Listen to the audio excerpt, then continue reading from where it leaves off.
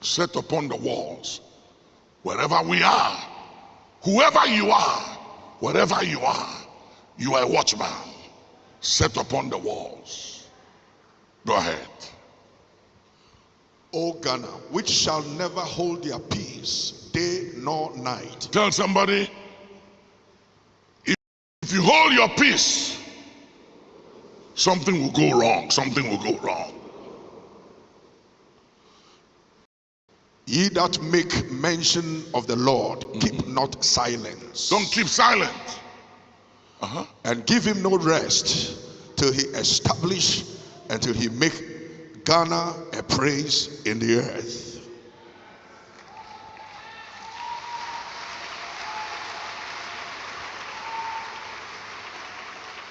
Until some things have been uprooted, destroyed, and a new order or era is established, you can't hold your peace. You can't relent. And he talks about you can't hold your peace. You got to cry out. Somebody say day and night. Say day and night. Come with me to Acts 12, 5 to 7, the NLT. Peter, therefore. But while Peter was in prison, the church prayed very earnestly for him. The night before Peter was to be placed. Underline the word the night before. The night before.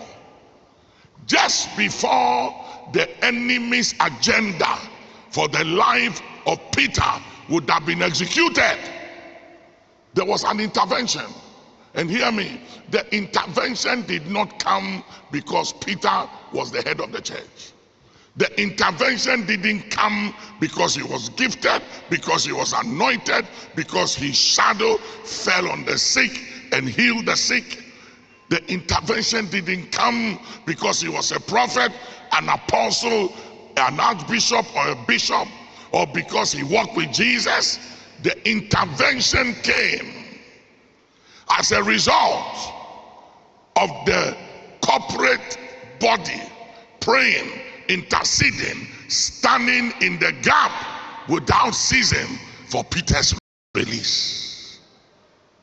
Is there the possibility that leaders, apostles, prophets, and God's end time teachers and prophets and apostles are being held in prison, held at ransom, held in all kinds of imprisonments,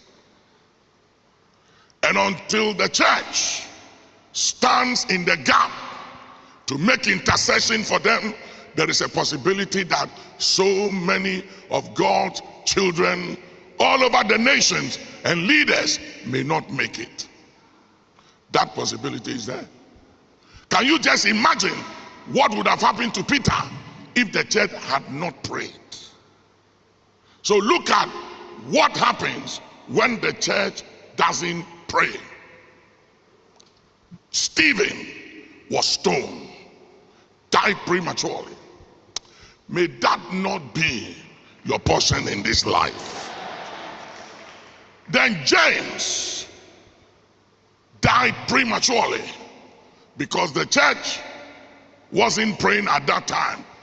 The church was just having great meetings, revival meetings, enjoying our services and enjoying the numbers.